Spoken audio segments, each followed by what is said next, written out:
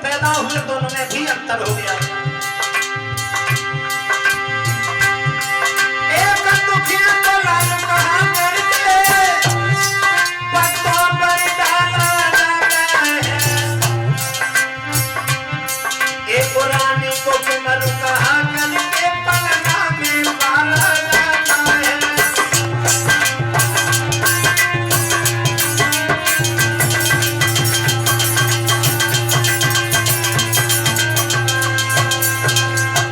दोनों रानियों में अंतर था। जब दोनों के बच्चा पैदा हुए हैं उनमें भी अंतर हो गया। एक भूखा प्यासा पत्तों पे रो रहा है तो एक सुंदर सुंदर वस्त्राभूषण पहन करके पालना में सो रहा है। बड़ी रानी के जब लड़का पैदा हुआ है तो उसका नाम ध्रुव रखा गया। छोटी रानी के लड़का पैदा हुआ है तो उसका नाम उत्तम रखा गया। अब ध्रुव और उत्तम धीरे धीरे अपनी अपनी किस्मत के अनुसार बड़े होने लगते हैं। कितने बड़े हुए? बोले ज्यादा नहीं, सिर्फ खेलने के लायक हुए। और जब खेलने के लायक हुए हैं तो एक दिन उत्तम ने अपने बड़े भैया ध्रुव के पास में जाकर के जवाब दिया है, भैया तुम खेतों पे अकेले बने रहते हो और तुम्हें यहाँ अकेले कैसे अच्छा लगता होगा।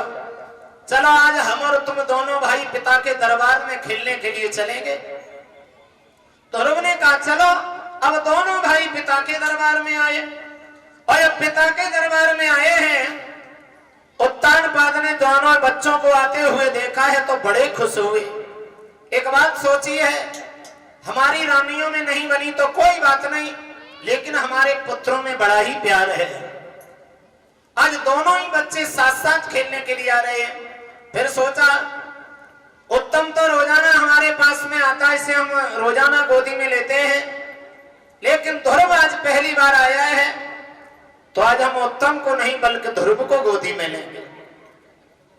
उत्तानपाद ने ध्रुव को गोदी में लिया, फिर गद्दी पर बिठा लिया। जो भी लोग दरबार में बैठे हुए थे महाराज की प्रशंसा करने लगे, बाजी वाह, राजा हो तो महाराज ऐसा। क्योंकि जितना महाराज छोटी रानी को मानते हैं जो घर पे रहती है, उतना ही बड़ी को मानते हैं जो खेतों पे रहती है। बड़ा प्रशंसा हो रही है महाराज की दरबार में। लेकिन जहां चार लोग बैठे होते हैं वो सब एक ही विचारों जैसे नहीं होते हैं।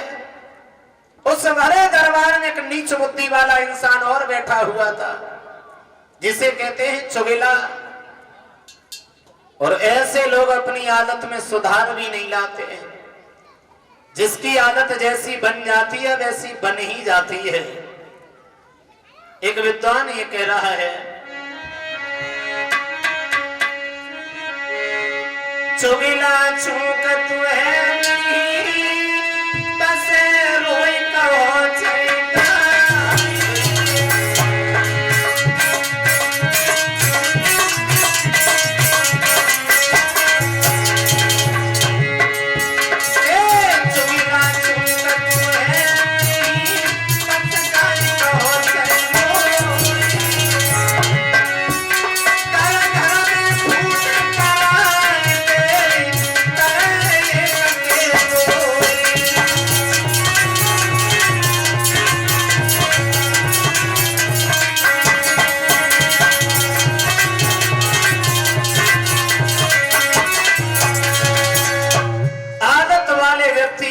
आदत में सुधार नहीं लाते हैं।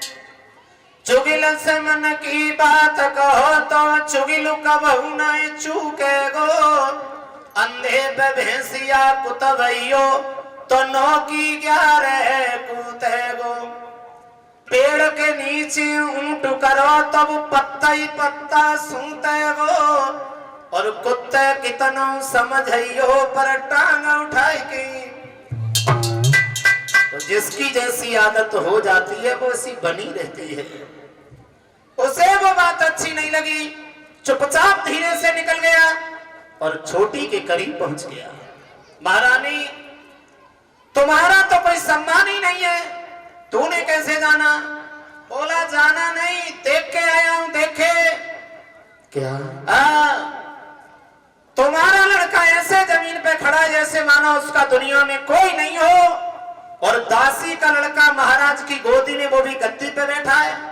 मुझसे तो देखा नहीं गया, मैं चुपचाप धीरे से निकल आया, और जो बात छोटी रानी ने उसकी सुनी तो भागी, दरबार में आई, महाराज की गोदी से ध्रुव को खींच लिया है, गाल में एक तमाचा दिया, का नीच, तेरी इतनी बड़ी हिम्मत जो तू महाराज की गोदी में बैठ गया।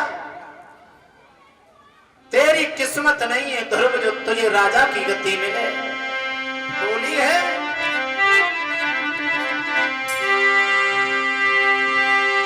चले दूरी खड़ा और अभिमानी, और किसके मुकाबले आया है। और मैं राजा से बोली, अब अकल तुम्हारी कट गई है, गोदी में गधा चढ़ाया है।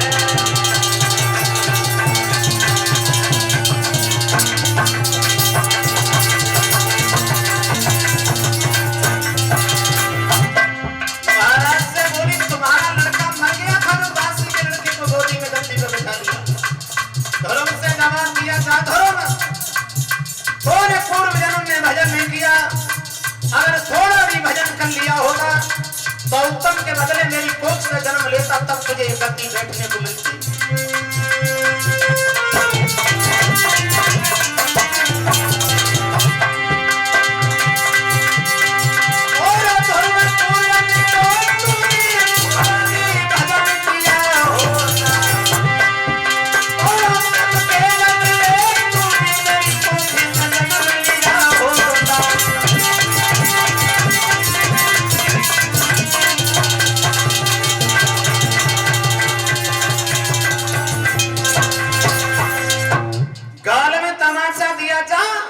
अगर दरबार में मैंने दोबारा देख लिया, तेरी दोनों आंखें निकाल लूंगी। जा जा। अब रोते हुए ध्रुव घर की ओर चले। मौसी